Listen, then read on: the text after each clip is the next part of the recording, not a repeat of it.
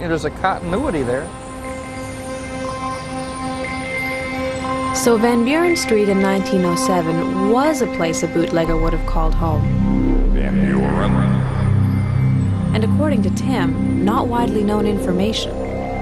The place fits, but does the person? And if you listen carefully, you can hear them call you by name. What's your name? Oh, okay, Tom. Tom, okay.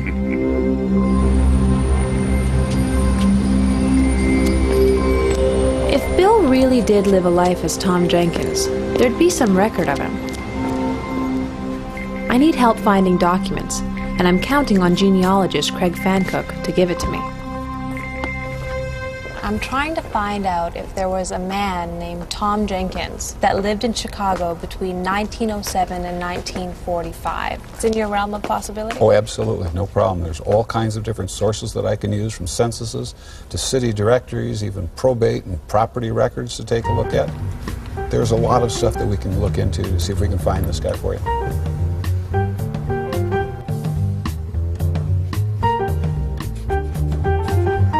My name is, last name was Jenkins. Thornton Jenkins, no, let's see here. Thomas. Maybe people call me Tom Tom. Yeah, could be him. Yeah. Right age. Yeah. I've got Craig working the archives. And I also gave Bill a call, updating him on what I found out about Van Buren. He's hardly on the brink of an identity crisis, but I do think he's starting to wonder how far this will go. Tom Tom.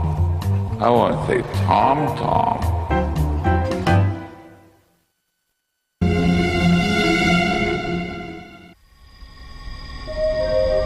Is it really so hard to believe that we've all had past lives?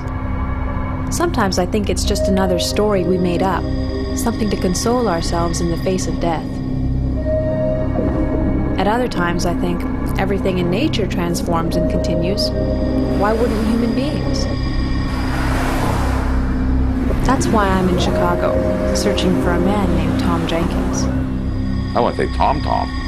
I don't know what that is. I want to say Tom Tom. Okay. My name is, last name was Jenkins. Jenkins, okay. Maybe people call me Tom Tom.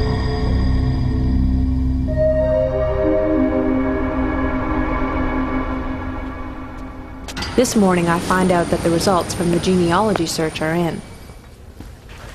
Hi. Hey, hi, how are you? Good. How did it go? Well, it went okay. I've got some Tom Jenkinses out of the 1931 telephone directory. So, More possibilities. some that could have been around in between They were 19... around. They were around. They were in the city. We've got these guys in 1920. I can show that they were also here in 1930. We can tell what these Jenkinses did by looking in the censuses, like this Tom Jenkins in the 1920 census. He's about the right age for you. He's 34 years of age in 1920, but he's a shipbuilder in a Chicago shipyard. Craig had found 5 Tom Jenkins, 2 that were about the right age. Some were laborers, and they were the most likely to have a second income from under-the-table bootlegging. So I wish I could nail the guy down specifically for you. But there's one more connection to make, the address. Van Buren, something like that. Okay. And the number in your house? 38. 38 Van Buren. I'm hoping Tim will be able to show me the house Bill described. Then I could do a property search to see who owned the place. It's a house, nice house. Grass, some trees.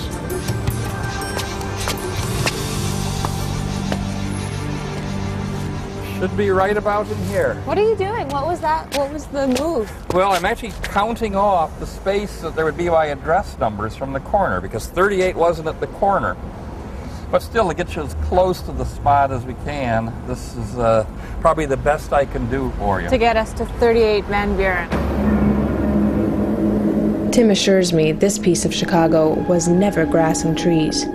there never would have been a building like that in this part of the city. I mean, this was totally commercial and built up with big, solid, substantial buildings.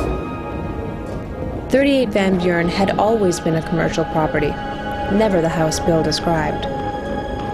Could Tom have spent time there? Maybe. It was definitely the right area. But there's just not enough here to warrant further investigation. But I'm not done looking into Bill's case. I've got one more chance. Because during the hypnosis, Tom Jenkins, Chicago, 1907, wasn't the only past life Bill came up with. Okay, now I'm in the country. I don't understand this. There's green, lovely green, lovely green. It's Ireland.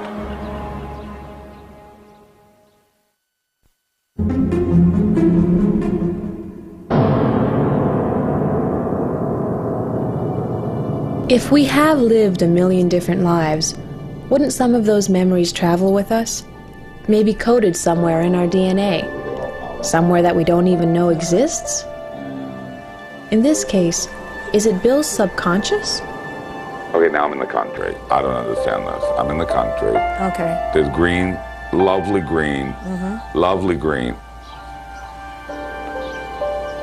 It's Ireland. It's Ireland, huh? Yeah, it is Ireland. Ireland. I'm not seeing a date, but it feels like it's 1850 something. Okay, good. 1850s. At the count of 3 now, move to the next event in that lifetime. 1, 2, 3. I'm in school. Uh-huh. It's in Dublin. And what do they call you? What is your name? Oh. Kevin? Okay. Kevin? Kevin? I don't know what the school is. It's like a university. Religious, studying religious thing. You know, where I'm like, I'm there for a purpose, a mission.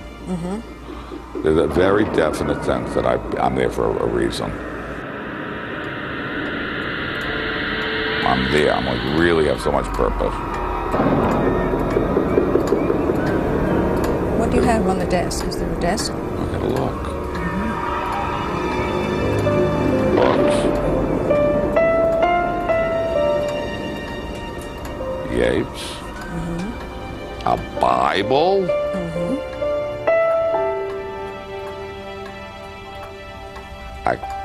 A missal. Okay. Like that you take to church with you. Right. Okay.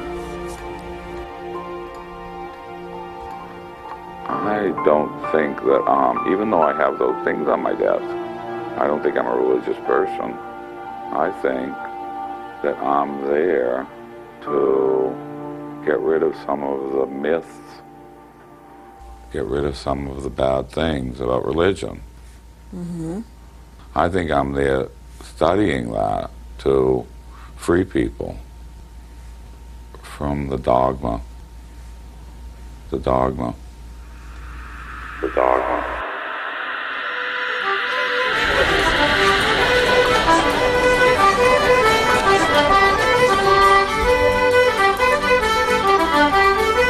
Ireland. It's almost too much like I pictured it would be.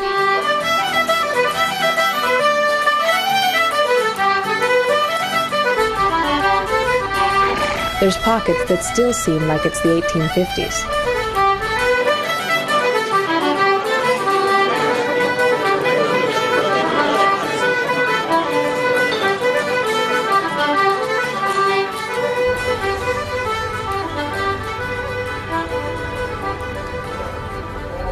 Bill said that he, in the life of Kevin, studied in Dublin. It's like a university. Religious. I'm studying religious things. Narrowing down where is my next task. Again, I can only figure this out by putting the fragments from the regression together. Catholic, university, late 1800s, Dublin.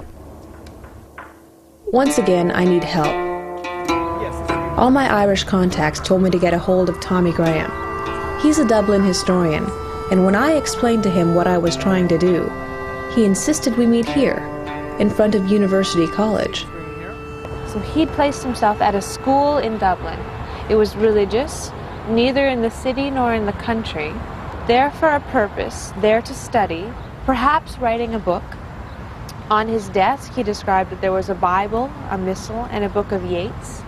And he says he's not a religious person per se, but there to get rid of myths, to get rid of the bad things about religion. To free people from the dogma. The dogma.